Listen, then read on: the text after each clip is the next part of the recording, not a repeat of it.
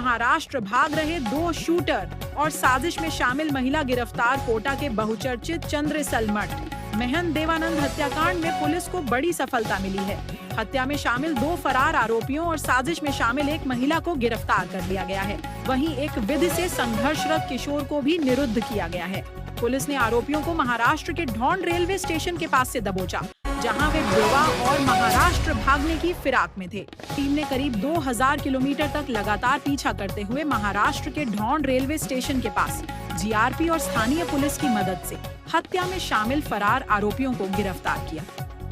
Police जांच में सामने आया कि इस हत्याकांड का मुख्य साजिशकर्ता संतोष राय था, जिसने पैसों के लालच में आदित्य वर्मा को महंत देवानंद की हत्या की सुपारी दी थी। पुलिस के अनुसार आदित्य वर्मा ने हत्या की योजना को अंजाम देने के लिए अंकित बैरवा, पुष्पेंद्र सिंह उर्फ प्रिंस और एक नाबालिग साथी को अपने साथ जोड़ा।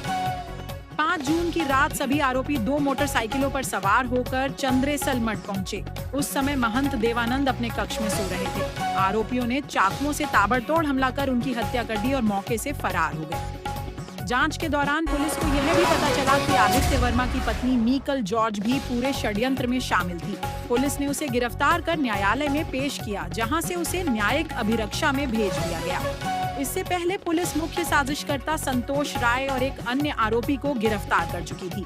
ताजा कार्रवाई के बाद अब तक इस मामले में कुल 5 आरोपियों की गिरफ्तारी हो चुकी है, जबकि एक किशोर को निरुद्ध किया गया है। पुलिस अधिकारियों का कहना है कि आरोपियों से गहन पूछताछ की जा रही है। जांच एजेंसियां हत्याकांड के पीछे की पूरी साजिश, आर्थिक लेन देन और अन्य संभावित आरोपियों की भूमिका की भी पड़ताल कर रही हैं। महंत देवानंद हत्याकांड को लेकर पूरे प्रदेश में चर्चाएं हैं और पुलिस इस मामले की हर कड़ी को जोड़ने में जुटी हुई है। देखिए, अभी इनको अरेस्ट किया है। अब इनकी न्यायालय के सामने समक्ष इनको पेश करके इनकी पीसी रिमांड पर लिया जाएगा। जो हथियार इन्होंने जो वेपन्स यूज़ करे हैं मर्डर में, उनकी बरामदगी, जो वाहन जिससे ये गए थे उनकी बरामदगी, अन्य साक्ष्य जो भी घटना में प्रयोग हुए हैं उन सभी के साक्ष्य को जुटाने के लिए जो भी हमारे इन्वेस्टिगेशन है वो होगी।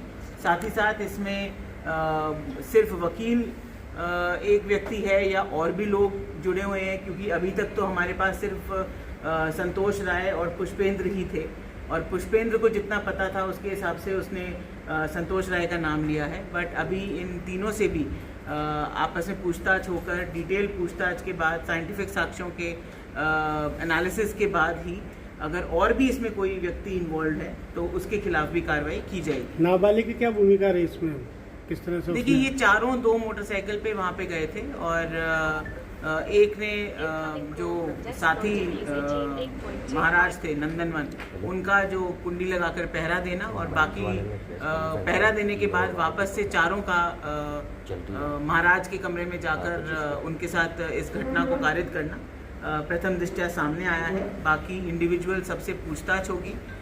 रिमांड के दौरान जो हम कोर्ट से, न्यायालय से की आज्ञा से लेंगे, इनसे और साक्ष्य जुटाकर साइंटिफिक इन्वेस्टिगेशन किया जाए।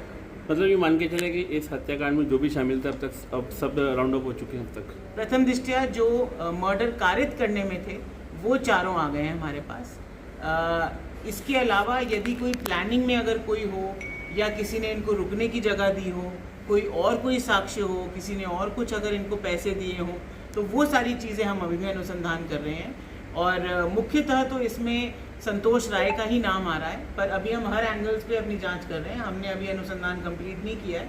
अगर कोई भी और व्यक्ति इसमें किसी भी एंगल से जुड़ा होगा या संतोष राय जो एडवोकेट है, ब्लैकमेल किया करता था आरटीयू के अंदर, इनकी वाइफ खुद है, ये उनको सबको ब्लैकमेल किया करता था। ऐसी जानकारी हमारे पास भी आई है, हालांकि ये पुष्ट सूचना नहीं है।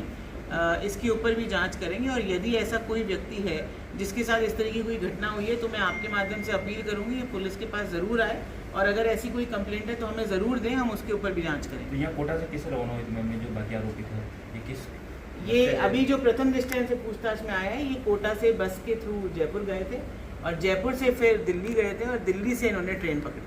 इनको क्या लगता था कि पुलिस इंटर नहीं पहुँच पाएगी आराम से? हाँ, ये कंटिन्यूअस एक्चुअली इस अध्यक्ष के जो संतोष राय उसके टच में थे और अलग अलग नंबरों से VPN से और मतलब नॉर्मल कॉल नहीं कर रहे थे और ये अभी तक तो यही सामने आया कि यही इनको पैसे दे रहा था। जहाँ भी इनको ज़रूरत पड़ रही थी कहीं रुकने की या कहीं, तो पैसे की जो मदद है वो संतोष राय के द्वारा ही की जा रही थी। बट इसके अलावा भी अगर कोई और प्लानिंग में शामिल है या किसी ने अगर किसी को इसका आइडिया भी है और जो पुलिस को नहीं अगर किसी ने सूचना दी है तो उसके खिलाफ भी हम इसमें कार्रवाई करेंगे, क्योंकि एक संगीन मामला था, हीनियस केस था, बहुत ही ब्लाइंड मर्डर था। तो इसमें इसमें एक भी पॉइंट पर हम अपना अनुसंधान नहीं छोड़ेंगे। अगर इसमें कोई भी इन्वॉल्व होगा जानकारी स्तर पर या प्लानिंग स्तर पर, तो भी उसके खिलाफ विधिवत धाराओं में कार्रवाई की जाएगी। मैडम, एक व्यक्ति ने तो एक आरोपी था जिसका नाम मैंने आपको बताया, जिसके खिलाफ पूर्व में भी एक मुकदमा आरकेपुरम थाने में दर्ज है और जो चालान जिसमें किया हुआ है। ये बाकी जो तीनों थे वो सब इसी के रिश्तेदार या जानकार व्यक्ति थे। तो आदित्य ने ही इन तीनों को एक तरीके से इकट्ठा किया। तो मेन अक्यूज हम मान सकते हैं कि आदित्य था, जिसकी बातचीत संतोष राय से चल रही थी इस घटना को अंजाम देने की। आदित्य ने जब प्रिंस उर्फ पुष्पेंद्र और अंकित और एक नाबालिग, इन तीनों को जब इकट्ठा किया तो इसने उनको बताया कि हमें ये काम करने जाना है और इसके हमें अच्छे पैसे मिलेंगे।